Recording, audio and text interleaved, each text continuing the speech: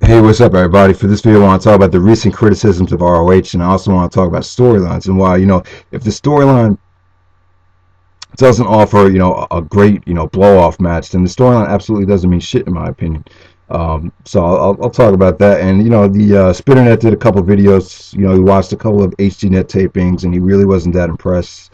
And I'm not really surprised at all. The HDNet tapings is, people have said time and time again, aren't a great representation of what the Ring of Honor product, is really about. So I understand that, but Spinnernet brought up a good point. He said that, is that really a good thing? I mean, Ring of Honor is finally on television. This is probably the thing that most casual fans are going to end up watching, even more so than the pay-per-views itself. So, is it really smart to have the product, kind of watered down compared to the hot DVD tapings and the hot, pay-per-view live pay-per-views on Go Fight Live? I mean, it's a pretty good point, but there's a lot of reasons for that. I feel like ROH kind of relies on a lot of DVD sales for their income, so maybe it's not really smart for the HCNet product to kind of have all these blow off matches and kind of just focus on, having these tremendous, long matches. I always felt like the HCNet product needed to be kind of a way to kind of, get us better connected with the wrestlers, and just a way for some of the guys to work out the kinks on the mic, just to get them a little bit more comfortable.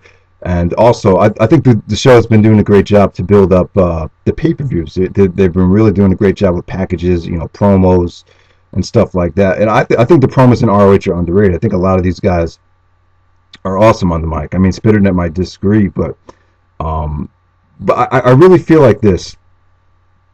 I know a lot of you guys are kind of like, the ROH product is bland. They don't have great storylines. Um, and stuff like that. But I would disagree. I think the storylines are great. But let me just say this: that I think Ring of Honor really wanted to be different than the WWE a long time ago. They realized that they had to be an alternative, and I feel like you know. I think they kept the promos and the storylines. They had it, but they tried to keep it to a minimum. They don't want to oversaturate the product with a whole bunch of storylines. Because we pretty much be getting the same shit we got in the WWE. But I feel like you have a lot of like really diehard ROH fans, ROH bots, guys in the ROH message board that fucking love the ROH product. Why do you have these kind of fans? Well, I think it's kind of because you know, and you could say the same thing about pro wrestling, Noah, and Japanese wrestling as well. The reason why we like these guys so much and love these matches is because after a while the story is just told in the ring with a lot of their personalities. I mean,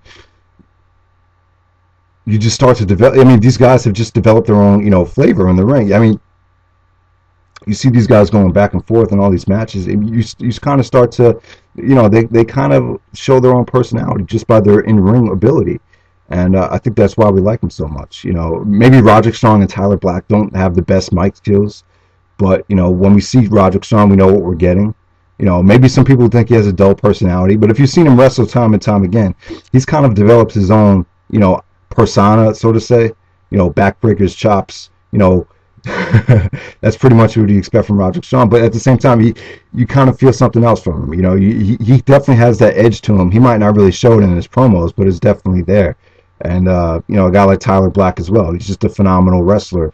You pretty know what you're going to get with him. He just has his own demeanor as well in the ring. So, I feel like this it's the same way in Japanese wrestling. Sometimes the story is just told in the ring. You really don't need a whole bunch of storylines and segments and promos and blah blah blah blah blah. Just to kind of connect with a lot of these guys.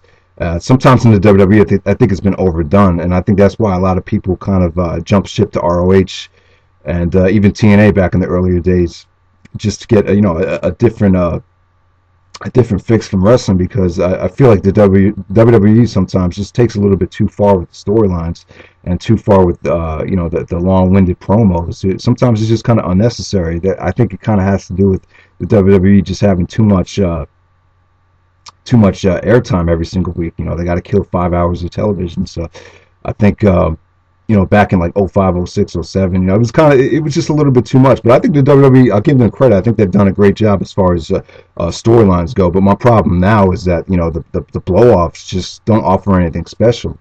I mean, we've seen, and even in TNA as well, you got Jeff Hardy and Matt Morgan. They bring in Foley, they bring in Flair. They got all these long-winded promos on Impact, and then when the main event happens, they deliver an unwatchable match. Then you got Undertaker and Kane. They spend hours and hours and hours trying to hype up the match, and then once you see it, it's very, very dull in comparison to some of the great Undertaker Kane matches from 1998. And then when you see, Wade Barrett versus Randy Orton, they do all this shit with John Cena. They kind of tease this, tease that, do a promo here, promo there, video package there.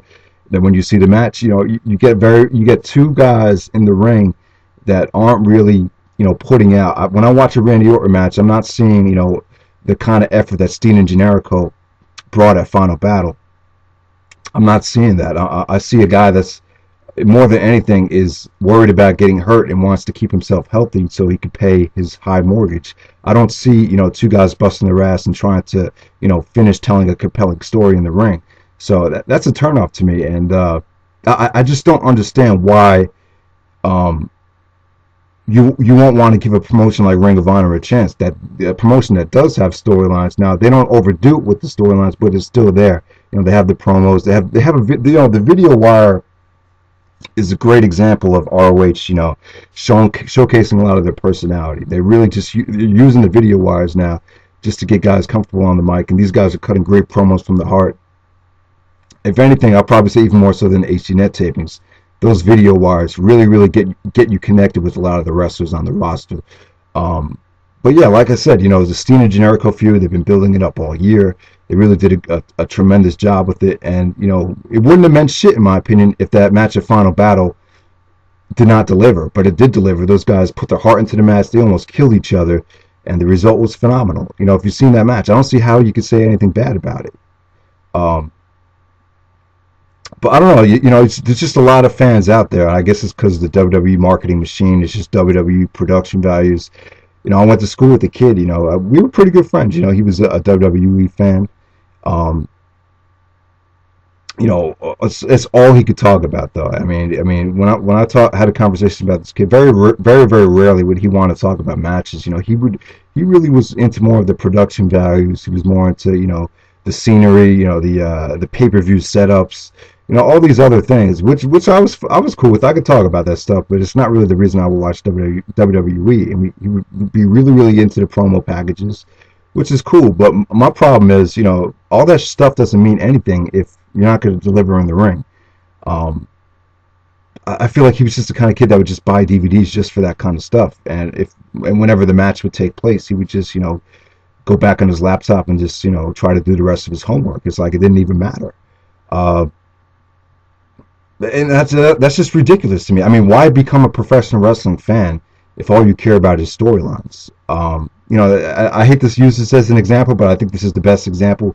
It's kind of like watching porn. It's like, why would you, some of the porn movies that come out, they have storylines. Would you really watch a porn movie just for storylines? Say the movie actually has, there is sex in the movie, but the sex is very, very watered down. It's edited. The girls aren't that hot, but the storylines are great.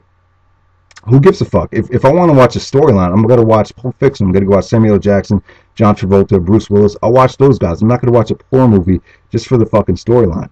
Why would I watch that kind of movie if I could watch a movie with the 5 hottest girls in porn and the sex is tremendous, but there's no storylines? I'd rather watch that movie instead. So it's kind of like the same thing with wrestling. I just don't see the appeal of being so into the storyline and then having the match not deliver at all.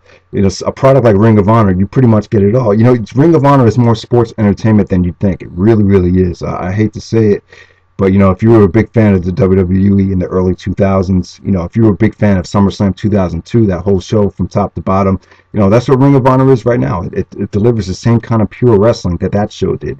If you were a big fan of Kurt Angle, Chris Benoit, the Guerreros, Edge, Rey Mysterio, Brock Lesnar, when SmackDown was fucking awesome, then you love Ring of Honor. It's that simple. They deliver the same kind of simple storylines without insulting your intelligence and the great wrestling. So I would just say that. And the thing with Spinnernet, I mean, I don't know. I think he would enjoy Ring of Honor just a little bit more if he's seen some of the shows in the past. that have incorporated a little bit more personality and storyline with great wrestling. I think a show like Manhattan Mayhem from 2005, that's like the perfect ROH show as far as, you know, great storylines and matches go, because almost each and every one of those matches, there's a little bit of a story attached, from Lethal and Joe to Shelley and Aries to the main event with the Rottweilers and Samoa Joe and Jay Lethal once again. So, you know, the Ring of Honor product does have, you know, great storylines and great moments. And I can't stand when people say, you know, for, whenever people talk about ROH, they don't talk about moments. It's just all about match quality, which is so wrong, because, you know, I did a video about the top 10 feuds in ROH history. I mean, those were, you know, mega feuds. You know, they have feuds, they have storylines. There's been some amazing moments. You know, CM Punk with the you know, signing the WWE contract on the ROH World Title, the whole Summer of Punk, the whole Homicide and Carino feud, the whole Joe versus Punk trilogy with the promos that they cut leading up to their matches. I mean, it's just good storylines without insulting anyone's intelligence. And there is a blow off, though. You know, every single time the big blow off match for the storyline delivers. You know, I can't really say the same thing about WWE and TNA right now. I can't. For Chikara, I could say the same thing about Chikara that I could say for Ring of Honor. Now, the storylines are beautiful in Chikara. However, you know, I wouldn't give a fuck about Chikara if they didn't deliver in the ring. However, I believe Chikara does deliver in the ring. I feel like every single main event with Claudio and Aries defending the championships against some of the younger teams in Chikara, I feel like those main events deliver every single time. I mean, maybe they're not like, you know, Briscoes versus Kings of Wrestling, those types of matches, but they're still good. They're still fun.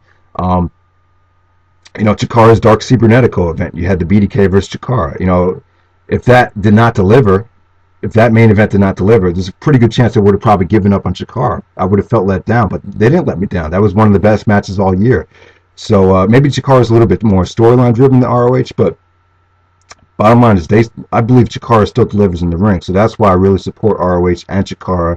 PWG is pretty much, you know, one promotion that really doesn't, you know, could do a much better job with storylines. I'd admit that, but bottom line is, you know, if the storyline is not going to deliver in the blow off, if you're not going to get anything out of it as far as wrestling goes, then what's the point of it? You know, I would just watch TV. I just watch a movie.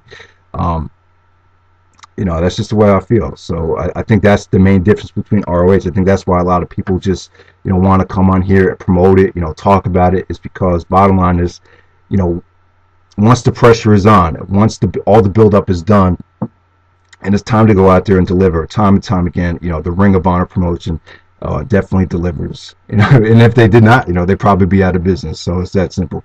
All right, guys, hope you enjoyed the video, and take it easy.